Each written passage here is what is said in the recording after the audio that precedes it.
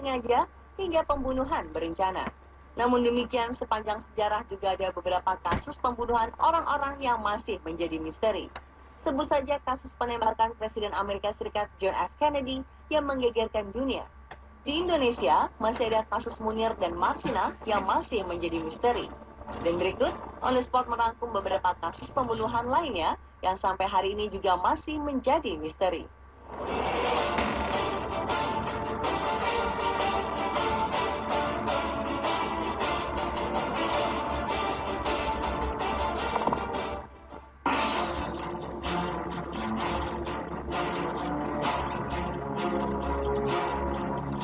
Tom Putter adalah seorang pengendara forklift di sebuah lahan kayu di South Dakota, Amerika Serikat.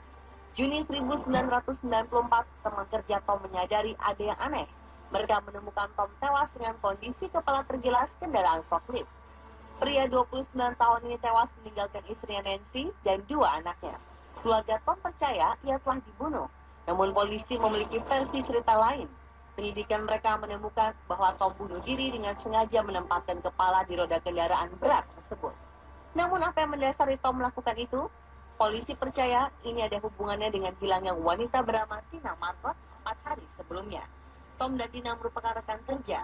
Semua dimulai pada 24 Juni 1994 ketika Tina tengah lembur. Saat pulang dari kantor, ban mobilnya pecah.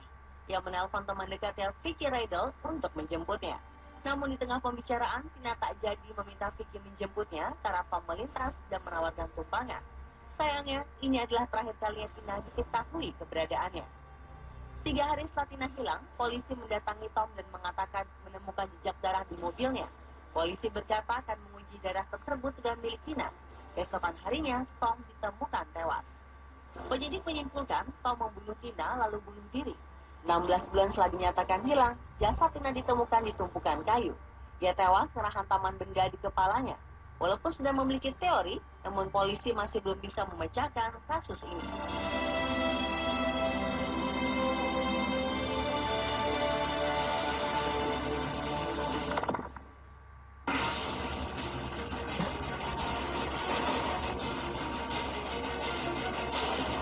Ruth Cooper dan Stephen Harkins diketahui sedang berkemah di kawasan Washington pada 1985 silam.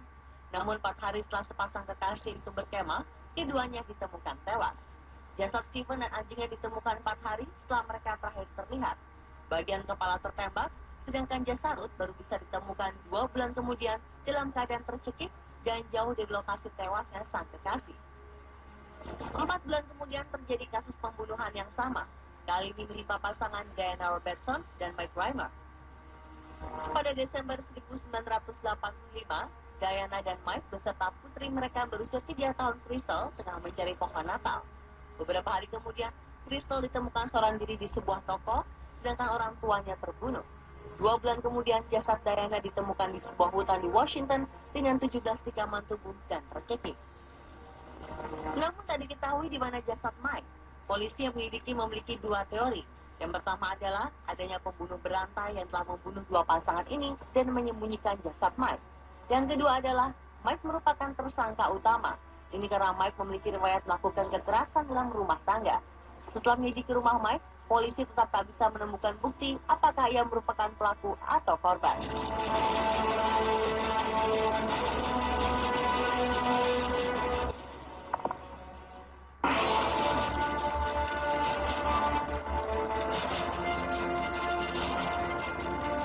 Joseph merupakan ahli bedah ortopedi di Hancock, Los Angeles, Amerika Serikat, yang ditemukan tewas dalam mobil di garasinya. Apakah ini merupakan bunuh diri atau pembunuhan masih belum terjawab hingga saat ini. Ted dan istrinya Wilda memiliki perjanjian pranikah yang menyebutkan bahwa sang istri tidak akan mendapatkan apapun jika mereka bercerai. Tak lama polisi menemukan catatan bunuh diri yang isinya meminta maaf pada Wilda. Ibu Ted percaya anaknya telah dibunuh. Namun sayangnya saat itu mereka tidak melakukan otopsi hingga beberapa tahun kemudian. Dari hasil otopsi yang dilakukan pada 1979, ditemukan tanda perlawanan, dan Ted sempat muntah sebelum kematiannya. Wilda pun menjadi tersangka utama. Sayangnya hingga Wilda meninggal pada 1983, ia tak ditangkap, dan kasus ini pun masih menjadi misteri.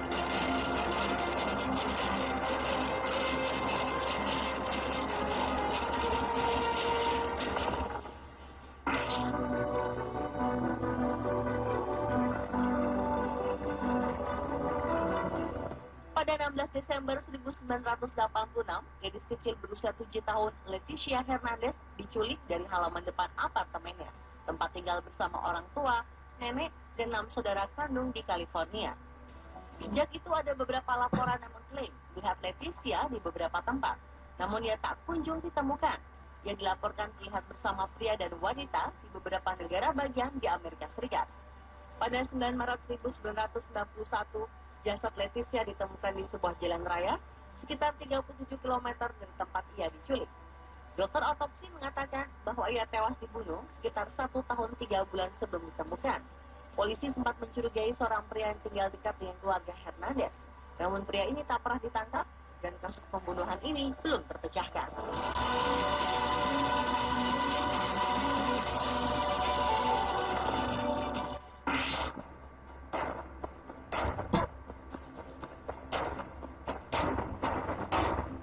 Kasus lainnya adalah pembunuhan Kit Warren.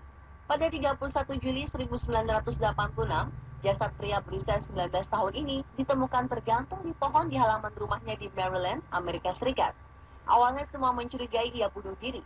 Namun seiring waktu muncul berbagai kejanggalan pada saat sebelum dan setelah kematiannya.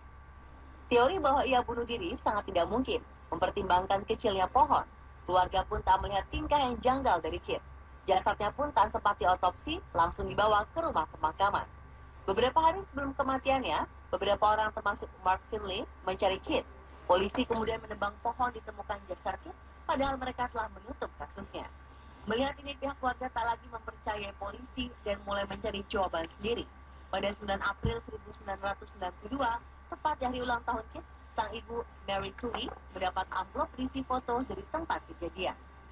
Fotonya cukup mengejutkan, karena Kit mengenakan baju yang bukan miliknya, dan di bagian belakang baju tersebut banyak dedaunan yang mengindikasikan ia ditidurkan terlebih dahulu sebelum digantung. Ia meminta otopsi kembali dan hasilnya menemukan banyak racun dalam tubuh Kit. Salah satu orang yang memiliki jawaban kematian Kit, yaitu Mark Finley, pun ditemukan tewas. Dalam amplop yang diterima Mary juga disebutkan bahwa Mark akan menjadi korban berikutnya. Sayangnya hingga meninggal pada 2009, Mary belum menemukan jawaban. Kini giliran kakak Kit, Sherry, yang melanjutkan pencarian akan kebenaran. Pada 2014 lalu, kasus ini pun kembali dibuka.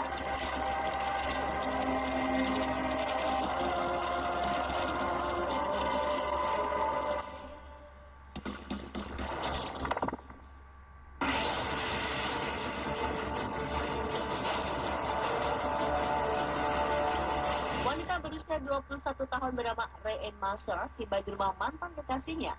Setelah gagal untuk memperbaiki hubungan, ia mengancam akan bunuh diri. Begitu kira-kira pengakuan sang mantan kekasih.